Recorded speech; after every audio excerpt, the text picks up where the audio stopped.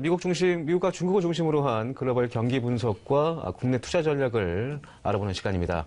이중산업경제연구소의 조영찬 소장님 나오셨습니다. 안녕하세요. 예, 안녕하십니까. 네. 다음 달 베이징에서 한중 정상회담이 열릴 예정으로 있고요. 최근에 중국이 단체 여행객 규제를 푼 데 이어서 2차 또 조만간 서비스 투자를 다툴 한중 FTA 협상이 개시가 될 것으로 선언된 것으로 알려져 있는데요. 이런 호재도 중국은 미국처럼 강대국의 어떤 논리로 인해서 우리나라에 대한 수출 제품에 대한 통상 압력을 높이고 있다라는 얘기가 나온 것 같습니다. 이 관련된 이유가 뭔가요? 아무래도 중국 같은 경우에는 자유무역을 외치고 있지만 자금률이 현저히 낮은 석유화학 산업을 육성하는 것이 중점 전략 산업으로 지정이 되어 있습니다. 이렇다 보니까 반덤핑 판정도 좀 늘어나고 있고요. 또 수입 규제도 부쩍 늘어나는 모습입니다. 중국 같은 경우에는 우리나라와 관련해서는 15건의 수입 규제를 하고 있는데요. 작년에는 무려 2건, 그리고 올해는 3건에 대해서 신규 조사가 진행이 되고 있습니다. 이 중에서도 우리나라 기업들의 가장 큰 타격을 받는 부분은 SM이라고 하는 스타일렌 모노버라는 제품인데요. 주로 합성 고무 제품으로 자동차 부품이나 가전제품, 완구에 들어가는 석유화학 제품입니다. 이 제품 같은 경우에는 우리가 매년 중국에 12억 달러 정도로 수출하게 되는데요. 중국이 이 시장을 보호하기 위해서 우리나라 SM에 대해서 현재 반덤핑 조사를 거의 진행되고 있고요. 이대로 놔두면 6월쯤이면은 아무래도 반덤핑 판정을 맞을 가능성이 높은데요. 앞으로 석유화학과 관련해서 다양한 또 규제들이 좀 나오지 않을까 걱정이 됩니다. 네, 중국은 앞에서 관계 정상화를 이야기하고 있습니다만 뒤로는 수입 규제를 나서는 그런 본심이 있는 것 같고요. 또한 이를 또 통상 압력을 극복하기 위한 방안도 있을 것 같습니다. 어떻게 해야 될지요?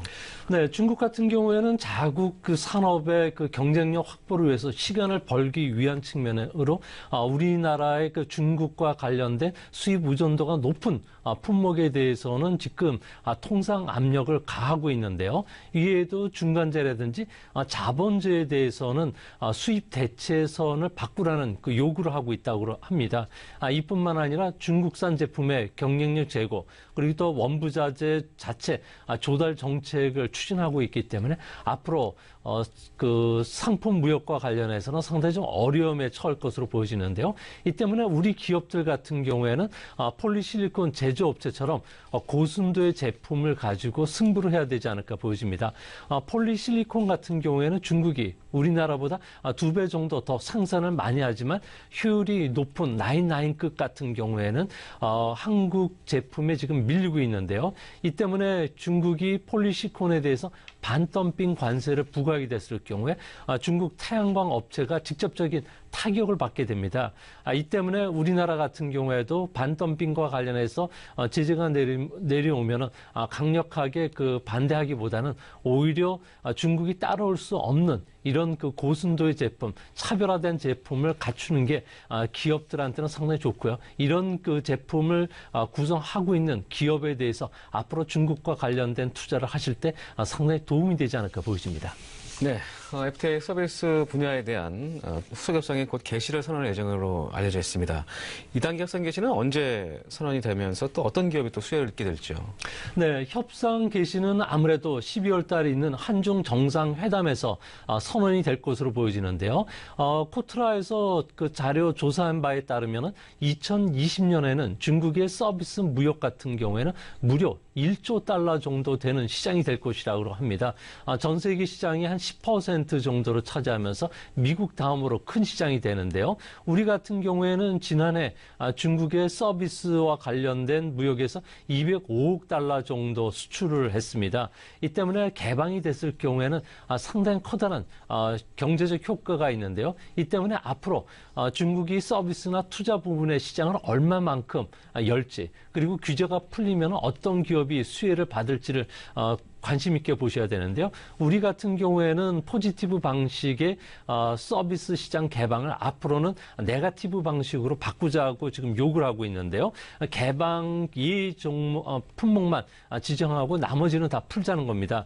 서비스 시장이 개방이 되면은 아무래도 관광 산업이 제1번 그 수혜를 받게 되는데요. 중국 모집 업체를 경유하지 않고 우리가 직접 모집을 하기 때문에 뭐 체험 관광이라든지 미용 관광, 웨딩 촬영과 같은 맞춤형 관광 상품을 만들어낼 수가 있고요. 우리 기업들이 강점을 갖고 있는 웰빙이나 친환경, 의료, 그리고 전자상거래, 물류, 문화 콘텐츠 쪽에서도 다양한 그 수혜가 예상이 됩니다. 네. 조금 전에 말씀하신 것처럼 중국 서비스 시장이 열리면 제2의 특수를 좀 기대할 수도 있을 것 같은데 어떻게 보시는지요? 네, 제가 중국과 관련해서 그 분석을 시작한 지 20년이 넘었는데요. 중국 내수 시장이 그렇게 호락호락한 시장이 아닙니다. 이 때문에 서비스 시장이 개방이 되더라도 몇몇 소수 기업만 수혜를 받을 뿐이지 나머지 기업들은 상당히 어려움에 처할 것으로 보여지는데요. 이같이 보는 부분은 중국 시장, 내수 시장만 하더라도 5천억 원 정도 되고 있고요. 또 전자상거래 시장만 하더라도 1,500조 원이란 큰 규모를 갖고 있지만 중국의 기업들 같은 경우는 외국 기업과 합작 사업을 통해서 경영 노하우를 상당히 축적된 상태입니다. 이 때문에 선진국 시장이나 마찬가지일 정도로 경쟁이 치열하고요. 또 중국은 벤처 정신 그리고 13억 인구의 그 치열한 경쟁을 통해서 성장을 하다 보니까 경영의 그 세련된 면에서는 우리보다 앞서 있습니다. 이뿐만 아니라 빅데이터 같은 경우에는 과거에 석유에 버금가는 중요성을 갖고 있는데요. 지금은 그 중국에서 빅데이터 수집 과정에 외국 기업들이 참여를 할 수가 없습니다. 이 때문에 산업혁명과 관련된 영기한 그 산업 수요가 일어나도록 한국 기업들 같은 경우는 참여가 좀 불가능한 점이 있고요. 또한 스마트폰, 이커머스, 핀텍과 관련해서는 중국의 혁신 기업들이 우리 기업보다도 위험을 두려워하지도 않고 있고요. 또 새로운 제품 출시가 빠르고요. 또 미래를 개척하는 정신이 좀 더 확실하다는 점에서는 앞으로 우리도 이 부분에서는 중국과 경쟁하기보다는 서로 협력하는 기업들이 많이 나타나지 않을까 보여집니다. 네, 1조 달러에 달하는 중국 서비스 시장이 우리 기업에게도 쉽게 좀 열릴 것으로 보십니까? 네, 아무래도 중국 같은 경우에는 시장 개방을 했을 경우에는 우리가 강점을 갖고 있는 유통이라든지 금융, 법률, 의료 부분 쪽에서 무역 적자가 더 확대가 될 수가 있고요. 또한 그 무역 적자와 관련해서는 이 부분에서는 미국이라든지 EU 쪽에서도 똑같이 시장을 개방하라는 요구가 강해질 것으로 보여집니다. 이뿐만 아니라 네거티브 방식의 그 시장에서 우리가 관철을 하더라도 이는 그 중화권 위의 국가들한테는 개방되지 않는 점이 있다는 점에서는 앞으로 중국은 좀 소극적이고 그리고 상호 최혜국 대우를 인정하지는 않을 것으로 보여진다는 점에서는 앞으로 그 협상 과정에서는 조금 난항을 겪지 않을까 생각이 됩니다. 네, 한중 정상회담이 열리면서 FTA 2차 협상 개시 외에도 다양하게 이제 한중 정상이 만나면서 협력을 좀 할 것으로 좀 보여지고 있는데 이 관련된 이벤트는 또 어떤 게 준비가 되고 있는지요? 네, 지금 한중 정상회담의 분위기를 띄우기 위해서 한국과 중국에서는 다양한 이벤트를 준비하고 있는데요. 가장 중요한 것은 기업 간 교류 활성화를 위한 한중 비즈니스 포럼이 개최가 됩니다. 이뿐만 아니라 한중 그 주요 로봇 기업이 참여하는 로봇 산업 포럼도 개최가 되고요. 4차 산업혁명과 관련된 국내 유망한 그 스타트업 기업을 육성하기 위해서 K-스타트업 서미트 베이징이 개최가 된다고 합니다. 이 중에서도 주목하셔서 보셔야 될 점은 12월 12일 날 그 베이징 국가 회의 중심에서 열리게 될 한중 로봇 포럼하고요. K-스타트업 그 서미트가 될 것으로 보여집니다. 중국은 우리나라 로봇 수출의 50%를 차지하고 있고요. 중국의 로봇 시장 같은 경우는 전 세계 시장 점유율이 30%를 차지할 정도로 세계에서 제일 큰 시장입니다. 중국은 세계 공장이지만 인구 보너스 효과가 소멸되고 있고요. 또 노동인구 감소로 인해서 향후 산업용 로봇 시장은 엄청난 성장을 할 것으로 보여지는데요. 이 때문에 이번 포럼에 참가하는 우리나라의 그 상장 기업인 로봇스타를 비롯해서 3개 기업이 지금 확정된 상태고요. 중국에서는 시아순 로봇을 비롯해서 3개 기업이 참가한다고 합니다. 여기서 다양한 논의가 진행된다는 점에서는 앞으로 정책적인 수혜를 입을 가능성이 있다는 점에서 관심 있게 보셔야 될 것으로 생각이 됩니다. 네, 그렇다면 로봇 관련주들도 관심 있게 봐야 되는데 화면을 준비됐나요? 로봇 관련주들 화면을 좀 띄워주시죠. 관련주들이 좀 나온 것 같은데요. 네, 로봇스타가 확정됐다고 말씀드렸고요. 유진로봇과 동구로봇, 다스텍, 퍼스텍과 이디텍, 우리기술 이 관련주들이 국내 상장된 업종들인 종목들입니다. 로봇스타, 이디, 동부 C&I, 아이디버와 SMEC, EM코리아까지 이 관련 종목들을 유심 있게 살펴볼 필요가 있을 것 같습니다. 네, 관련돼서 4차 산업혁명과 관련돼서 국내 유망 스타트업 기업 중국 시장을 돕기 위한 K-스타트업 서밋 베이징이라는 그런 행사가 있는 걸로 알려져 있는데 이게 어떤 행사인가요? 네, 중국 같은 경우에는 기업 가치가 10억 달러에 달하는 미상장 기업이지만 훌륭한 기업들이 많은데 이를 유니콘 기업이라고 합니다. 작년 기준으로 해서 131개에 달했고요. 중국은 세계 10대 유니콘 기업 중에서 4개를 차지할 정도로 세계에서 가장 강력한 첨단 기술과 관련된 성장 기업들이 집중되고 있습니다. 이 때문에 베이징에서 열릴 이번 스타트업에는 한국 기업이 40곳이나 참가를 하고요. 중국에서는 스타트업과 관련된 가장 중요한 요람이라고 할 수 있는 칭화과기원 중간촌에서 약 200개 기업이 참가를 한다고 합니다. 이 때문에 양국 정상의 관심이 여기에 집중되고 있는데요.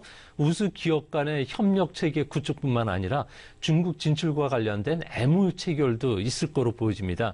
이렇게 됐을 경우에 중국이 요구하고 있는 인공지능이라든지 빅데이터, 핀테크, 헬스케어, 로봇, 사물인터넷, 스마트시티, 스마트 팩토리와 관련해서는 다양한 협력과 관련된 사업들이 추진될 것으로 보여지고요. 특히 내년 2월 우리 평창 올림픽에서는 5G 5세대 이동통신과 관련된 서비스가 시작됩니다. 중국도 내년부터 5세대 이동통신 서비스가 시작되기 때문에 이거와 관련된 또 협력 방안도 준비된다는 점에서는 우리 증시에 12월 중순 때 커다란 좀 분기점이 되지 않을까 생각이 됩니다. 네, 관심 있게 봐줄 필요가 있을 것 같습니다.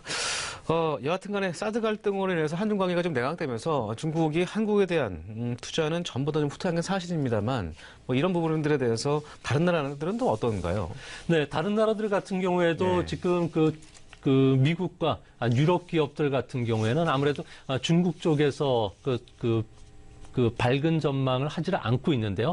아무래도 중국 기업들이 이들과 중국 시장에서 참여하는 첨단 기업들 같은 경우에는 시장 개방 약속이 좀 더디게 진행되고 있고요.